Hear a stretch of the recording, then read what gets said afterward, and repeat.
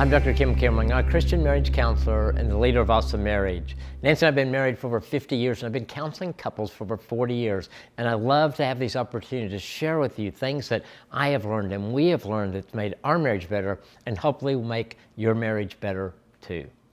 You know, recently we did a podcast for Awesome Marriage on the dangers of a child-centered marriage.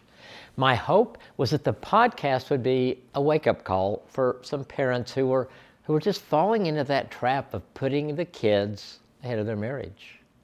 So we talked about God's plan for marriage. We talked about how that plan doesn't change when children are born. We talked about balance and how important that is for a family. We talked about how unhealthy it is for children to think the world revolves around them. Our discussion was focused on how to have a marriage that thrives while investing in your kids and giving them all they need to grow into strong, God-loving adults. You know, I really believe I'm in touch with culture. Through counseling and reading and studying, I have a real feel, I think, for the pulse of society. But after that podcast aired, we were affirmed by many who listened, but we were criticized by others. It was like we had stepped on holy ground with our shoes on. We never back down on topics. We've covered so many controversial topics at Awesome Marriage on our podcast, but we have never seen backlash like that. I was shocked. I didn't realize I was stepping on a landmine by challenging the concept of a child-centered marriage. You know, if you Google child-centered marriage like I have, you'll find article after article that warns about the dangers of this family style. It sends the wrong message to kids and the wrong message about marriage. Parents are the primary model of marriage for their kids, and if we don't work at giving them a healthy model, they may never, ever figure it out. I share this with you because you may be on the right path in putting balance in your marriage. You may be putting your marriage first. You may work hard at being great parents.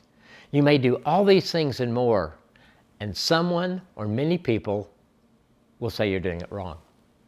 They may not walk up and confront you, they might, but the not so subtle messages are everywhere.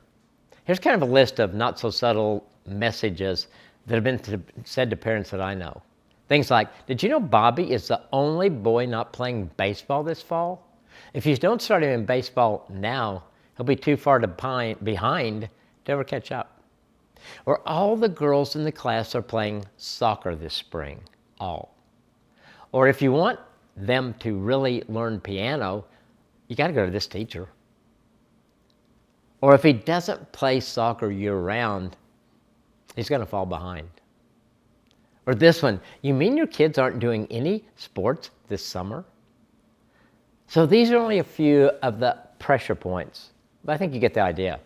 Often the pressure comes from our own kids, and they can be very, very convincing. Many kids want to do everything, and I get that, but who really runs the family? Who makes the decisions? Who makes sure there is balance? It's got to be the parents. Amy and Brett came to talk to me about all of the above. They knew what they wanted for their family. They knew that after God, their marriage was supposed to come first. They knew they wanted their kids to be involved in sports and activities, but they wanted balance. They knew they wanted lots of family time, but they didn't know how to remain true to the things they wanted. They needed to know when and where to draw the line, and how to keep a 30,000-foot perspective and not get lost in the day-to-day. So I gave them just one piece of guidance, and they took it from there. I said, why not start with the things you value the most? Put those things on the schedule first. Then fit the rest in if there's room. And I added this, rate everything on a 1 to 10 scale, with 10 being the most important to you. Put your 10s on first. Well, the next time we met, Amy and Brett bought one of those big oversized calendars. It was for the following month and was color-coded.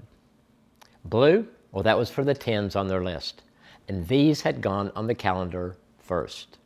Each other number had a color, and things were placed on the calendar in descending order.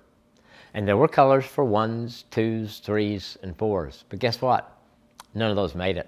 None of those made it to the calendar. And here's what I really liked about their approach. It was visual for both them and the kids. In a family meeting, they let the kids help with the rankings. Brett said that after he explained to the kids what they were really doing, they really got into the process. This is what amazed me. The only 10s on the calendar for them, for the kids, was time for Amy and Brett, time for family, and free time. Not one sport or activity garnered a 10. So maybe you're thinking, this will never work for our family. They would never go for something like that. But what if? Will you ever really know until you try? Maybe you will have to exert a little more parental direction than Amy and Brett did. But that's okay. The last time I checked, you were still the parents. So look at it this way. If you don't take control, who will? Plus, if you, your spouse, and kids are on the same page, it's a lot easier to stay strong when the pressure rises. So what's keeping you from taking step one?